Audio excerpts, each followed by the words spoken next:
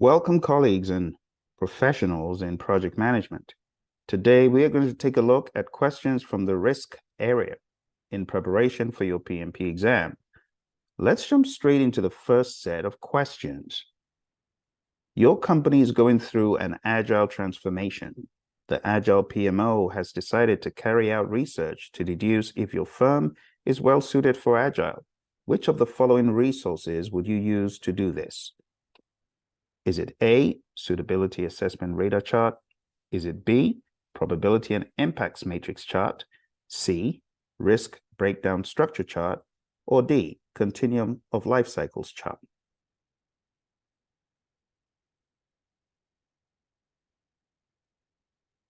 Do hit the pause button if you need more time.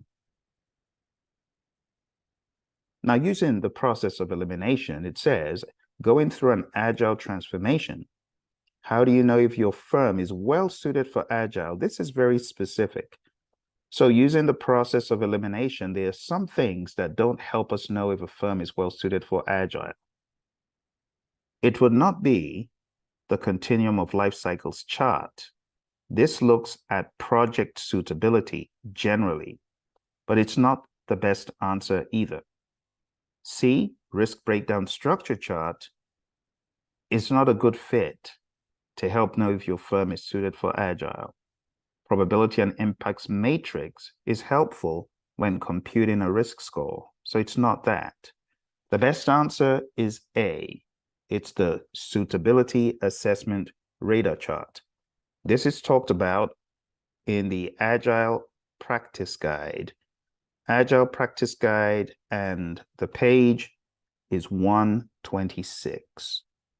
Let me see if I can help you recall this chart. Remember the radar chart that looks like a spider web, and it's got three main categories. It's got culture, it's got team, and it's got project, and there are ratings to see if the culture is suitable, if the team is the ideal size, and if the project has high rates of change. So take a look at page 126 in the Agile Practice Guide for context. Next question. Teams use stand-ups to micro-commit to each other, uncover problems, and ensure the work flows smoothly through the team. What is a question that you could ask at the daily scrum?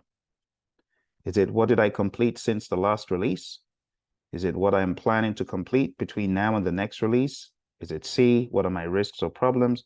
Or is it D, what am I planning to complete before the next sprint? I'll give you some time to think about it.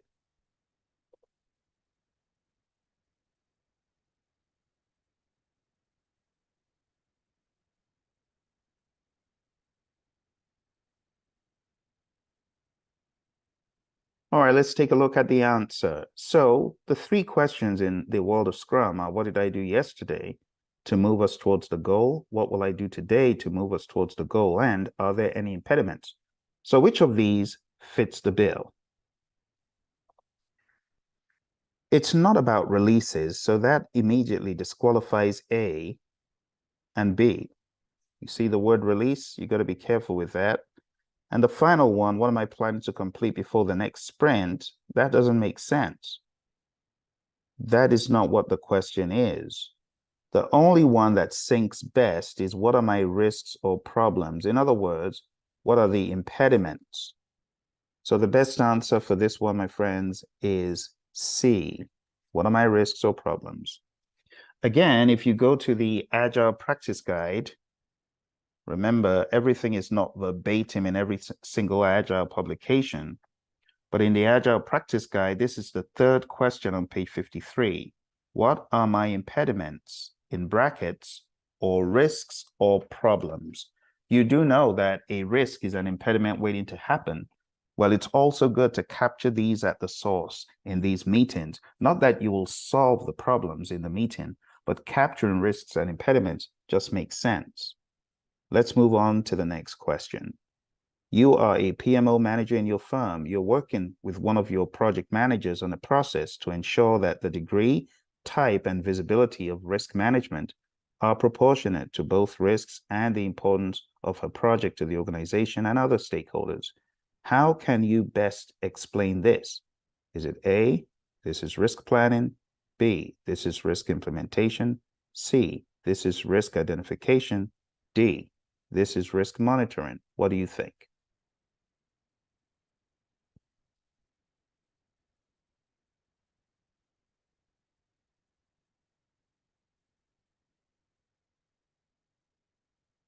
All right, let's take a look at the answer.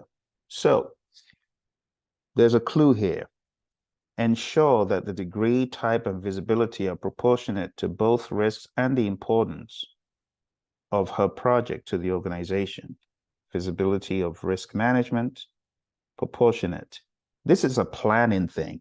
It's not implementation. If the degree, type, and visibility of risk management is not up to par with the profile of the stakeholders and the visibility of the project and the importance of the project, there could be trouble. First of all, you'll be doing subpar risk management. And secondly, you may have some stakeholders push back. So it's not a implementation thing. It's not in the very beginning of identification. It's not risk monitoring, it's risk planning. Now, you do know that identification fits under planning. So when you look at these, try to choose the best answer. Plan risk management is the process of defining how to conduct risk management activities for a project. The key benefit of this process is that it ensures that the degree, type, and visibility of risk management are proportionate to both risks and the importance of the project to the organization and other stakeholders. Let's move on to the next question. You work for a research company that has just gone through an agile transformation. You are now working on a project with a high degree of change and a lot of uncertainty. What is the best way of managing the associated risks? Is it A, execute the work using an agile approach? Is it B, use an iterative approach to execute the work? Is it C, use a purely predictive approach? Or is it D, carry out the work using a plan-driven approach?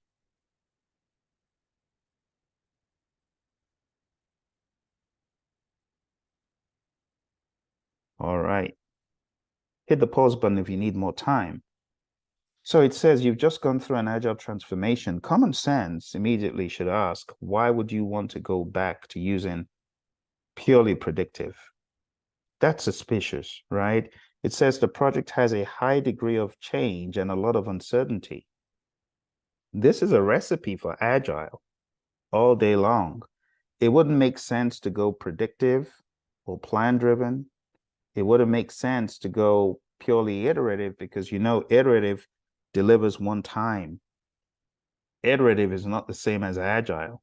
So that's more like a trap. And remember, when you have on that continuum, or I should say in that Y and X axes, you have requirements uncertainty, and then you have the technical uncertainty. And you have anarchy over here, you have complex over here, and here you have the simple zone. That's the stuff I'm talking about, okay? So I hope that makes sense to you. With that said, let's move on to our next question. Here's your next question. You are working with the product owner and the developers to place certain risk items in the list of things to do. Which of the following best describes this concept?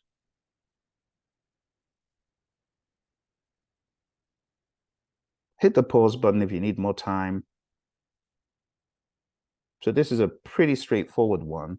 There's no such thing as a risk-reward backlog, so we'll cancel that. Product impact backlog is a bogus word, and so is, well, risk breakdown structure is a legitimate one, but that is not where you would place these risk items in the list of things to do. It wouldn't be in an RBS. So the best answer is going to be in your risk adjusted backlog. Remember that we have a product backlog, but when it's risk adjusted, that means the actions, mitigation actions, or whatever risk related actions to be carried out are now in that backlog. So the best answer is B. Let's move on. You are in the process of identifying risks. You are using a technique to determine the basic underlying cause of a variance, defect, or risk. A root cause may underlie more than one variance, defect, or risk. Which method does this best describe? Is it A, cause and effect diagram? Is it B, brainstorming? Is it C, root cause analysis? Or is it D, Ishikawa analysis? I'll let you think about it.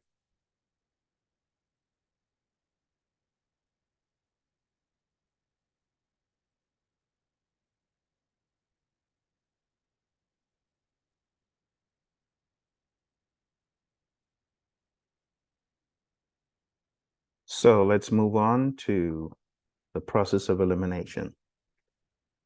Ishikawa analysis, it's not typically the term you would use for an Ishikawa diagram, but assume it was.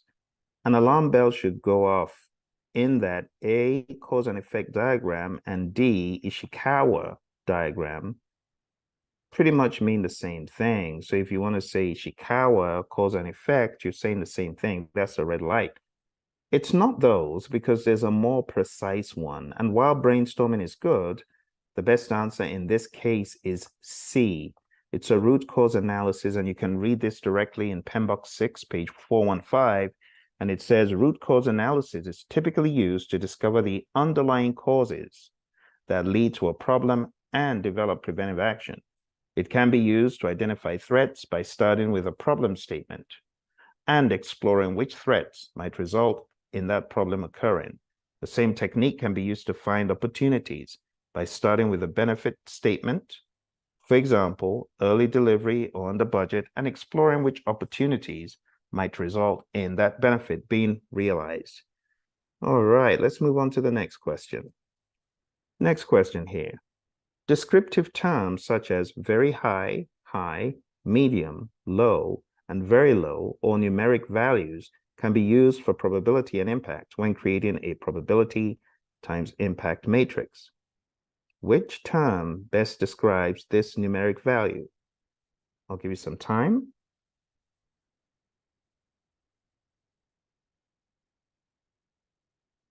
All right, you hit the pause button if you need more time. The best answer here, my friends, when you're carrying out a probability and impact assessment, what would follow is not risk quantity. There's no such term in the guide. It's not a risk number. And EMV is more for quantitative. So it's not D either. The best answer is the risk score. And the risk score is calculated with probability times impact. So the best answer is A, risk score. It reads in the PMBOK Guide, 6th edition, risks are scored in the perform qualitative risk analysis process. The risk register is updated with new information generated during the perform qualitative risk analysis process. Updates to the risk register may include assessments of probability and impacts for each individual project risk, its priority level or risk score, the nominated risk owner, risk urgency information, or risk categorization, and a watch list for low priority risks or risks requiring further analysis. All right, well, there you have it. Let's move on to the next one. Your project has a 70% probability of $10 million profit and a 30% chance of $5 million loss. What is the EMV for the project? Now, I do want to make it clear these questions may not be like this on the exam, especially where multiplication or addition or mathematical functions are concerned, but this is still a good assessment of understanding. So go for it.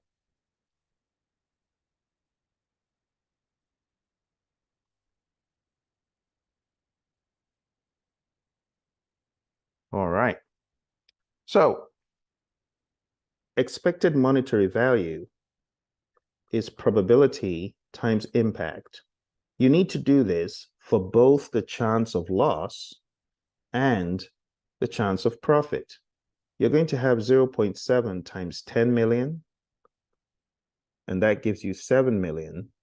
And then you're going to have 0.3 times minus 5 million because we're dealing with a loss.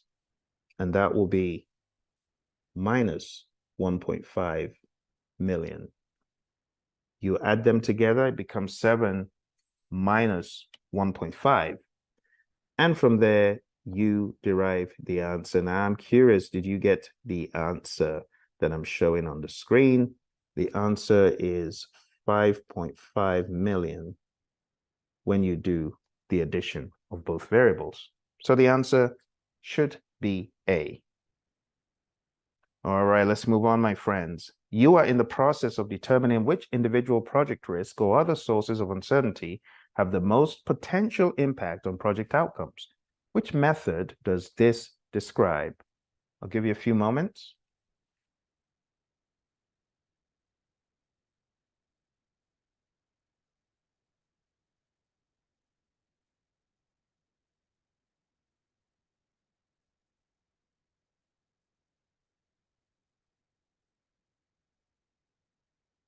All right, let's use the process of elimination.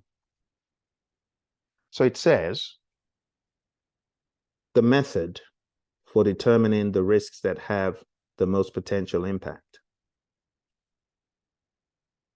It's not risk forecasts.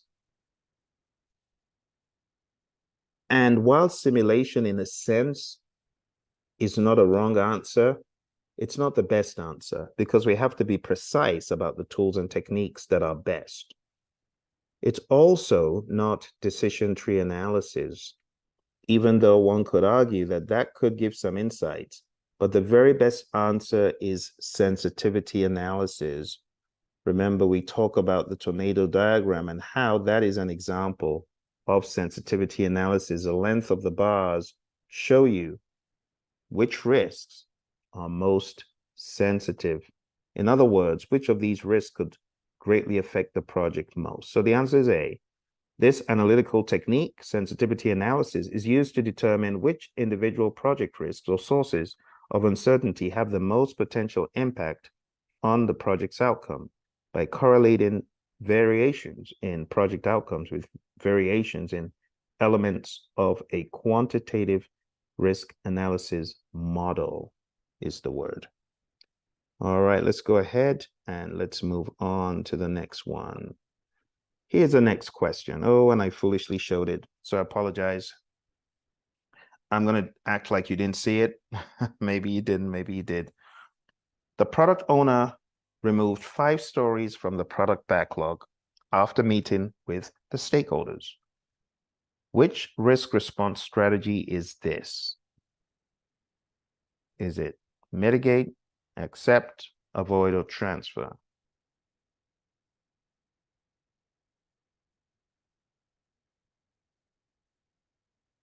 All right, so you should understand the responses in the PMBOK guide. You've got A team, accept, transfer, escalate, avoid, and mitigate, or avoid, transfer, escalate, accept, mitigate, right? So which of these is it? When you cut off a chunk of the project, when you take out the scope, you have just done an avoidance. You've not mitigated because there's nothing left. You've cut it off. You've cut off the problem. What could be the problem? Okay. So the best answer here, my friends, is avoid. The avoid strategy. Whenever you cut off some of the scope, just remember that is an avoidance strategy. All right, let's go back and move on. You have encountered a huge risk on your project. The PMO has given you a few options. You decide to remove some of the identified work from the project scope. Which risk response does this describe? Okay. 3, 2, and 1. If you need more time, hit the pause button. So if you've removed some scope, similar to what we just discussed, the best answer is C. It's avoid. It's the same approach, whether you're in the world of agile, hybrid, or predictive. Here's your next one. You have a discussion with your boss that you may need to request additional budget if a particular risk occurs. He tells you there are no funds available to meet your request. Which risk response strategy is this?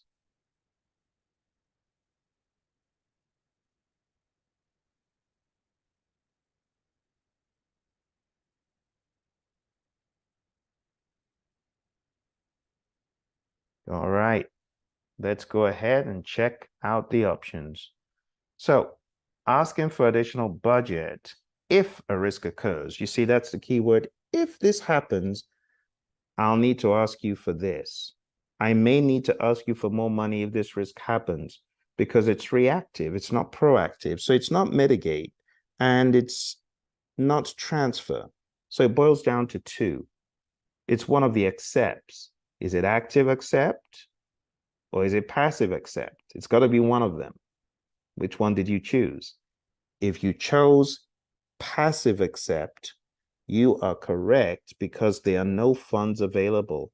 Active accept would have been putting funds aside. Okay, so passive accept is the best answer. Acceptance can be either active or passive. The most common active accept strategy is to establish a contingency reserve, including amounts of time, money, or resources to handle the threat if it occurs. At this point, though, nothing is being done. Here's your next question. The product owner has decided to conduct one or more rounds of backlog preparation in order to deal with the ambiguity that surrounds some of the requirements on the project. Which risk response strategy is this? All right. Hit the pause button for more time. Okay, so in this case, you are doing something proactively to deal with the risk. You're not transferring, you're not avoiding, and you're not merely saying, well, whatever happens, happens, let's just go ahead as planned. No, you're actually doing something because you want to reduce the probability of things going wrong. So in this case, you are mitigating. You are mitigating, and the best answer is A. That's a reduction of the probability of whatever it is happening. Okay. And here, do remember though, that in the 7th edition, you have a couple of numbering schemes. So I'm going to go ahead and make sure that the 2.8 reference does hold because we have various page nomenclatures for the 7th edition, if you get what I'm saying. So this is 2851, and it looks like it's in the wheelhouse of risk. And 2.5.1 is on page 123 thereabouts. And we have indeed the A team, avoid, escalate, transfer, mitigate, accept, talked about there. All right, let's move on. Moving on. In your project, some equipment is to be shipped from another country by sea. The sea route is likely to encounter a storm during the shipment period, which could cause a delay of about 10 days. You identify that not having the equipment on site as scheduled could delay your project by about 2 months. It is therefore necessary to plan an alternate solution. You arrange with a local company that has the same equipment to lease it, pending the time your own equipment reaches your site in case of shipment delays. This is an example of which risk management process? Is it developing a risk management plan? Is it implementing a risk response plan? Is it monitoring project risks? Is it computing the expected monetary value? What do you think? I'll give you some time.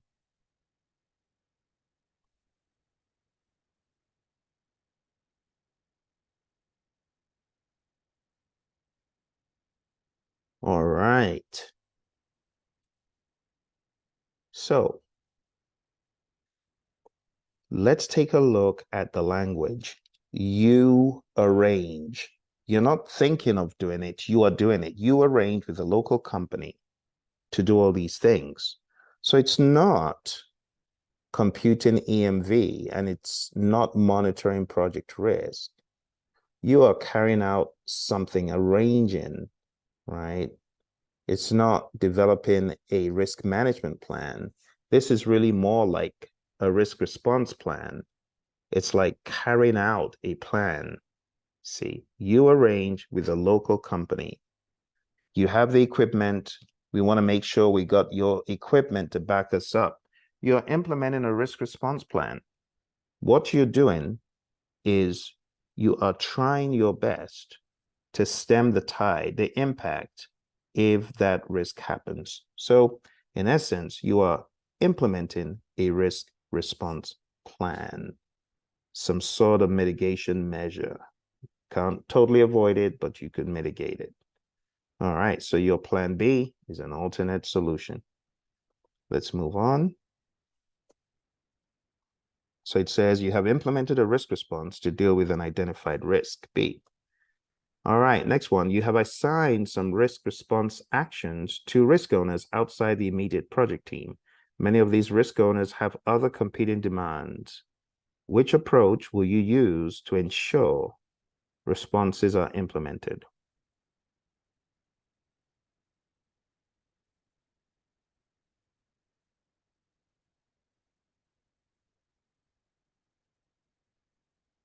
All right, let's use process of elimination again.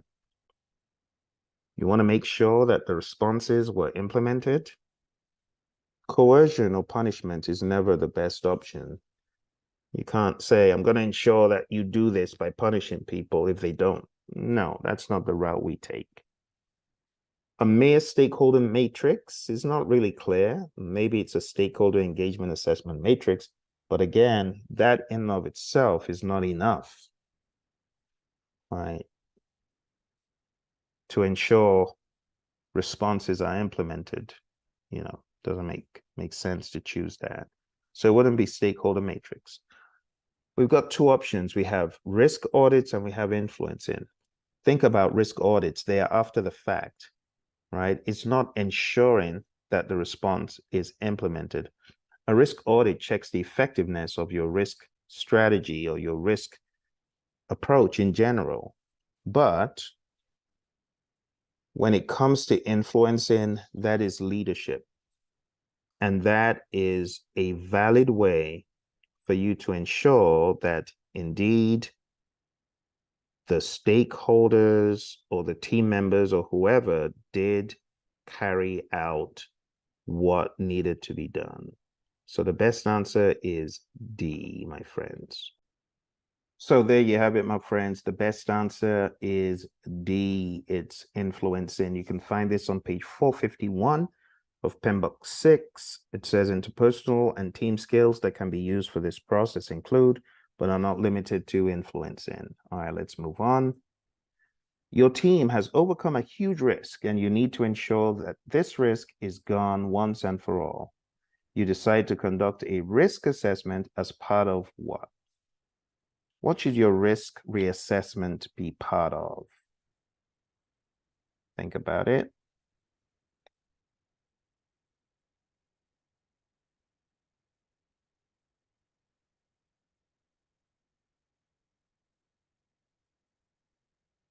All right. So the options that you have here, you've got retrospective, risk review meeting, risk planning meeting, risk execution meeting. So a risk reassessment reassesses your risk performance, which means you're actually carrying out the risk management plan at this point. You are executing stuff, right? So it's no longer in the planning aspect. So it's not C, it's not planning. It's not a retrospective because that will be after some rounds of execution, right? This needs to be done as proactively as possible. So you've got B and D. Would you say this is done in risk execution meeting? Well, there's actually no such meeting. There's risk planning meetings, a risk execution meeting. It's actually not really a thing. The best answer, according to the PMBOK Guide 6th edition, based on the actual language, the lingo that we use, is risk review meeting. So risk responses are carried out quite all right, but then we have a point in time where we ask, was this the best response? Was this a worthwhile approach to our risks? Was this good or not? So the best answer to this, my friends, is option B. It's a risk review meeting. And you can find this in the PMBOK Guide, 6th edition, under the tools and techniques there. We do have risk review meetings talked about on page 457 of PMBOK 6. And it says meetings that can be used during this process include, but are not limited to, risk reviews. Risk reviews are scheduled regularly and should examine and document the effectiveness of risk responses in dealing with overall project risks and identify individual project risks. Risk reviews may also result in identification of new individual project risks, including secondary risks that arise from agreed upon risk responses, risk reassessment of current risks, the closing of risks that are outdated, issues that have arisen as a result of risks that have occurred, and identification of lessons to be learned for implementation in ongoing phases in the project or in similar projects in the future. So a bit of a mouthful, but go on and check out page 457 in the PMBOK Guide, 6th edition. All right, here's our next question, and it reads, you are in the middle of an analysis to compare technical accomplishments during project execution to the schedule of technical achievement. You realize a possible risk associated with a scheduled task. So you build in a contingency into the schedule and monitor contractor performance. Which response does this best describe? I'll let you think about it for a bit. Is it avoid, transfer, accept, or mitigate? Think about it.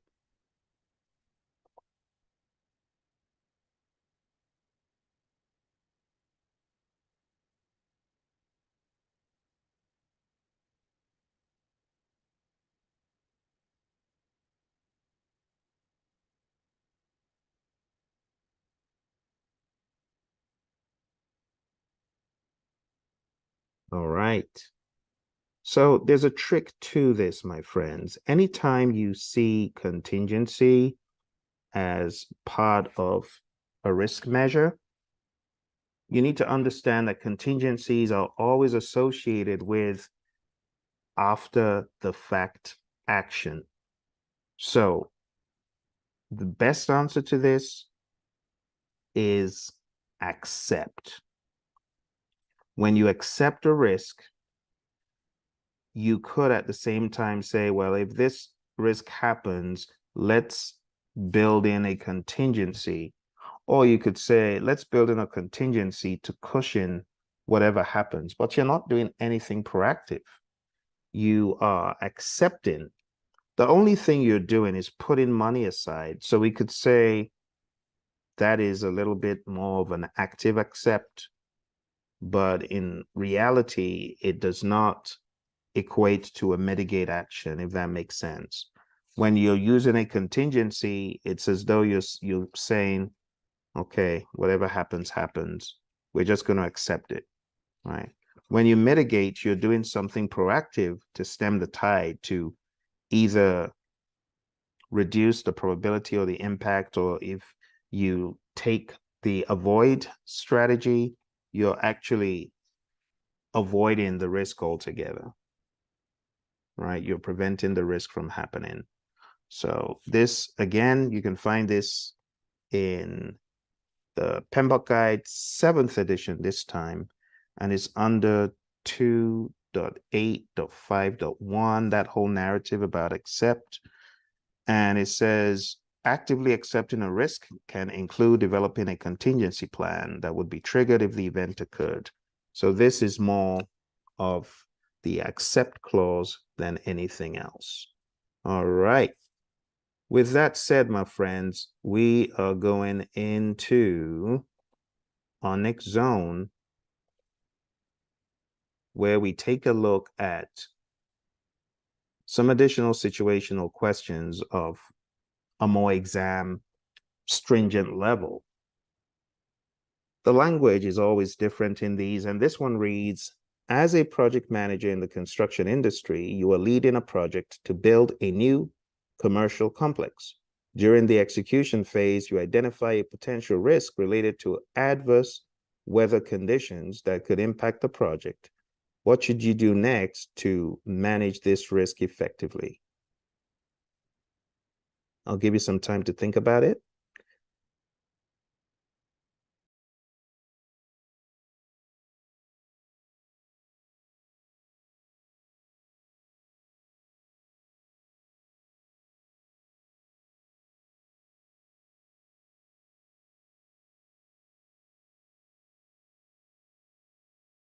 All right, well, let's take a look at the options here.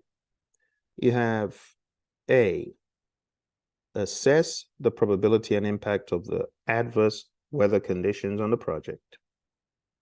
You have B, develop a contingency plan to mitigate cost overruns caused by adverse weather conditions. You have C, communicate the risk to the project stakeholders and seek their input on addressing it. And you have D, update the project management plan to include additional resources to expedite construction activities in case of weather-related delays. Now, taking a look at these, there are some that are great, but they shouldn't necessarily come first. What are the steps in risk management? Identify the risk. You could look into identifying the root cause and the effect. But after you identify risk, the next thing is to do qualitative risk analysis and then quantitative risk analysis. So here, the question is just saying you've identified a risk. This is pretty much just, hey, this could happen, right? You've identified a potential risk. You haven't done anything else. You've not done a qualitative risk analysis. And the qualitative risk analysis is assessing the probability and impact. Developing a contingency plan will be planned risk responses. Too early to do that. Communicating the risk to stakeholders and seeking their input is like, mother may I. Why do you need to do that when you're capable, right? That would not be the best option in this case. And then update the project management plan is something that would follow after approval, after agreement, but it's not what you would do first. And it says to include additional resources to expedite construction activities in case of weather-related delays. That is presumptuous. Okay, so the best answer in this example, in this question, my friends, is A. I know B looks very appealing, but you wouldn't jump into a contingency plan without really understanding what if the probability and the impact are very minuscule, because the question just says you identified a potential risk, right? It didn't say if it's a big risk or big probability or big impact. So the best answer is A. A little bit on the slimy, tricky side, I know, but you got to get used to seeing some of these. That definitely will trick some folks up. All right, let's go to our next one. Number 24. You are a project manager in the biotechnical industry, overseeing a research project to develop a new medical treatment. During the execution phase, you identify an overall project risk associated with regulatory approval delays, which could impact the project's outcome and viability. What should you do next to manage this risk? I'll let you think about it for a bit.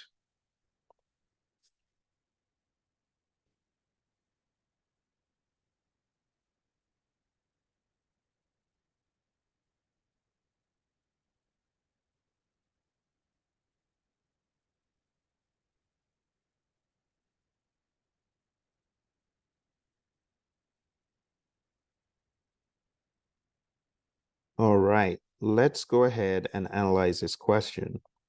So think about it. Project manager, during execution, you identify an overall project risk. An overall project risk is one that can bring the project to its knees, kill the project, could be very bad. And it says, what should you do next? Well, if you identify something that could kill the project, you're going to want to take action ASAP, that's for sure. Analyzing the potential consequences of regulatory approval delays. You already know this is an overall project risk, so it can kill the entire project. That's what. See, that's what it could do. So analyzing potential consequences, you already know the consequences because it's told you it's an overall project risk. These are very, very important big risks that could kill an entire project. So A has already been done for you and it been labeled as an overall project risk. Okay. Let's go to D. Update the project management plan to reflect the potential timeline extension. You wouldn't update potential extensions. You need to ensure that whatever you're doing is indeed approved, right? So it's not that. So we'll cancel D. And that leaves you with B and C. As usual, boils down to 2. B, collaborate with the regulatory authorities to expedite the approval process. Minimize potential delays. Let's think about this very carefully. You're talking about a regulatory situation. Imagine looking for regulatory approval from the likes of the FDA or some other body like OSHA. Can you expedite their approval process? Think about it. Is that realistic? This says minimize potential delays. Think about it. In all reality, is that the best option? Definitely, collaborating with regulatory authorities is important, but to expedite the approval process? Really? Think about this. Let's go back to the question. It says, during the execution phase, you identify an overall project risk associated with regulatory approval delays, which could impact the project's outcome and viability. So this is important. But when it comes to regulatory delays, expediting the approval process and minimizing potential delays is out of your control. You cannot bank on that. That would not be the catch-all answer. And honestly, if you're not in the right sense or the right frame of mind, it could be hard for you to deal with this question. I'll just be straight up honest. You have to be really laser focused that A and B are not the best options. Neither is D. And that leaves us with 1, C. Develop a risk response plan. Good. To do what? To address the regulatory approval delays, whatever that might look like.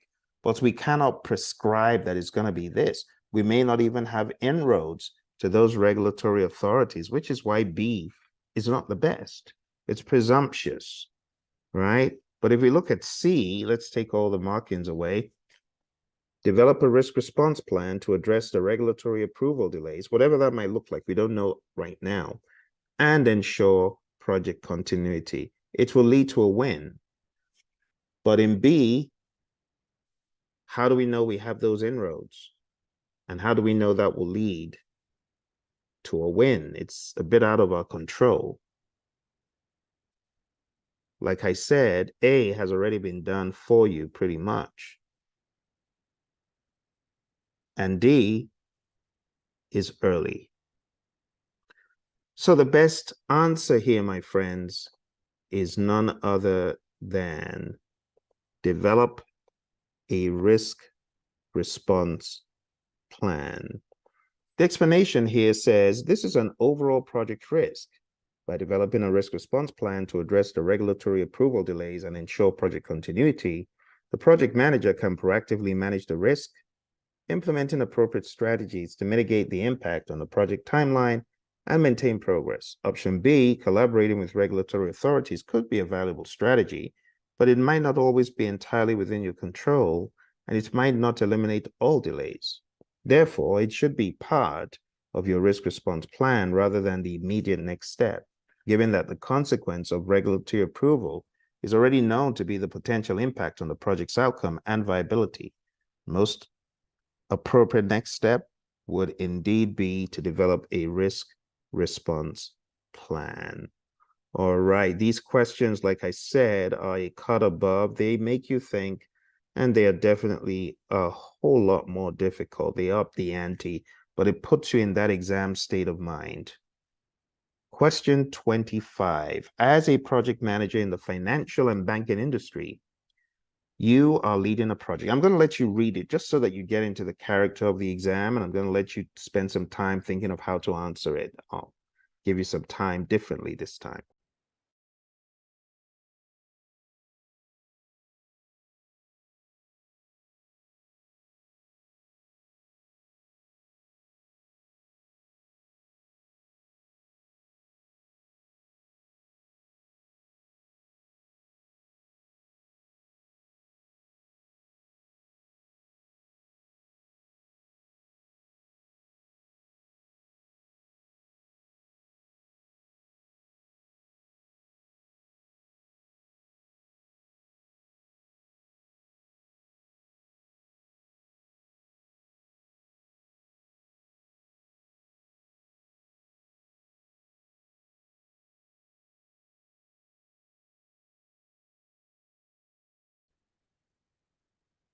All right, so let's examine the question. I'll point out a few things by using the highlighter. As a project manager in the financial and banking industry, you are leading a project to implement a new digital banking platform. During execution, you identify risk related to cybersecurity breaches that could compromise customer data security. Oh dear, this could be really bad if it does happen. What should you do next to manage this risk effectively? Keyword, effectively, and next. So if you find that customer data could be compromised, not that it is being compromised, but it could happen, you need to be proactive and take proactive action, not reactive action. Developing a contingency plan is reactive action. We already know that developing a contingency is like accepting. So it's not C. If you chose C, it's not right. C says develop a contingency plan to minimize the impact of a cybersecurity breach on customer data. That doesn't make sense. Contingency plan means it's happened. Let's minimize the impact of this breach. Why would you choose that? You're signing up to allow it happen? No. Let's take a look at the other option D. Update the project management plan to include regular security audits and vulnerability assessments. It's not a bad thing to do, but that is not your major step now. Right now, you need to do something to stem the tide to prevent this from actually happening. It's still a risk. So what are you going to do to be proactive about it? Let's take a look at A. Conduct a detailed, comprehensive risk assessment to identify potential vulnerabilities and security measures. So think about it. We're going to conduct a big old risk assessment. We're going to find probability times impact to identify potential vulnerabilities. So we find all of these 1, 2, 3, 4 vulnerabilities. And then we go a step further to say probability times impact, because you just said a risk assessment, right? So would you do that? Would you carry out a big old risk assessment when you have this going on? Think about it. Would that be the first thing you do? Would that be the best thing to do? What other option do you have? Well, B says collaborate with cybersecurity experts to implement.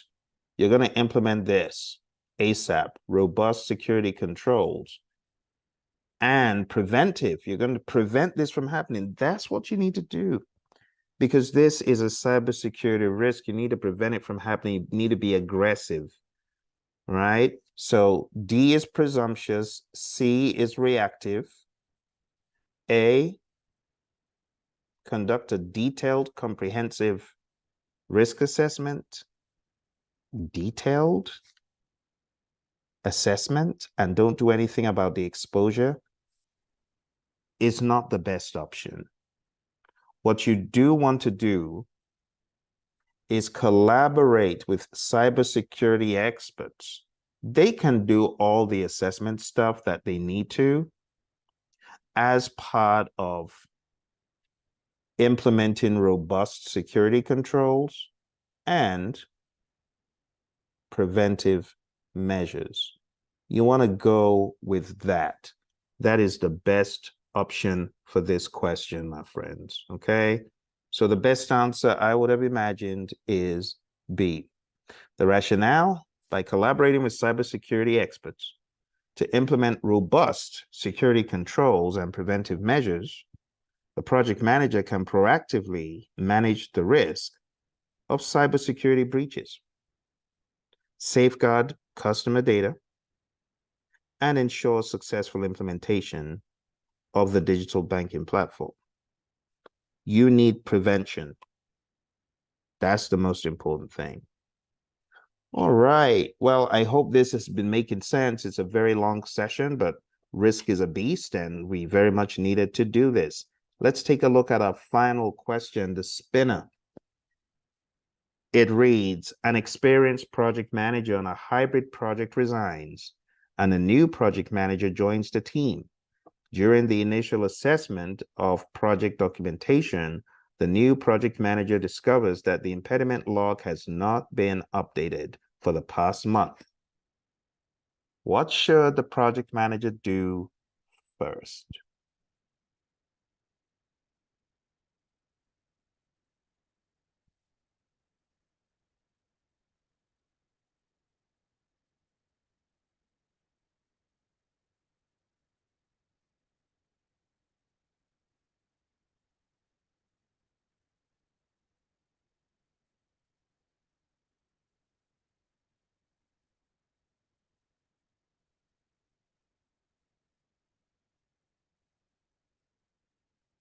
All right. Well, let's round this up. So we have, do you consult with the team to understand the current state of impediments? Do you examine the issue log for risks and issues, not on the impediment log? Do you escalate the matter to the product owner since they own this backlog? Or do you check in with the business analyst, as this is usually their job? Let's use the process of elimination. First of all, this is not the job of the business analyst. That is not true, right? The whole idea about the impediment log being the job of the business analyst is wrong. C says escalate the matter to the product owner since they own the backlog. Again, it's not true. When it comes to the impediment log that we have in this question, it's not the same as a product backlog. So you see how they're trying to put words into your head. You will have questions on the exam that do that. So you need to know your content very well to delineate fact from fiction. C is fiction, right? They don't own the impediment log. They own or are accountable for the backlog, product backlog, but they don't own the impediment log. Let's take a look at B. Examine the issue log for risks and issues, not on the impediment log. You don't examine an issue log for risk. They're different. The risks are in the risk register. The issues are in the issue log. So B is not correct. The best answer is A. The best answer is consult the team to understand the current state of impediments, option A. Okay, and that is how you should address questions when you encounter them on your test. You should always, first of all, assess by using the DIGCIV approach. DIGCIV, define the problem, identify the root cause, generate alternatives. You've heard me say that before, right? The whole DIGCIV thing. Let's clear this and do it. Define the problem, identify the root cause, generate alternatives.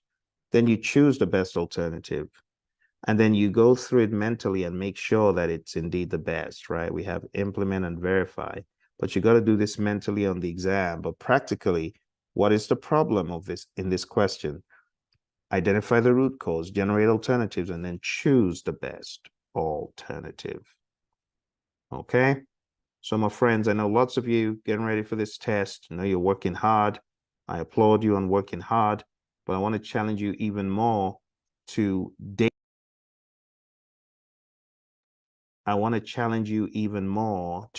daily hit this content. Go hard at the content. If you need help, you need assistance in any way, go on down to the Praizion.com website. We'll be very happy to help, to give you any clarity. And if you need courses that can help and prepare you for the exam, check out our courses on Praizion.com. Thank you very much. I wish you all the very best. You take care and bye for now. And don't forget to hit like, subscribe, and share this with your friends. Appreciate you hitting the bell icon as well. Like, subscribe, share. See you in the next video. You know, this is a series of 10. We only have 2 left, so make sure you look for all the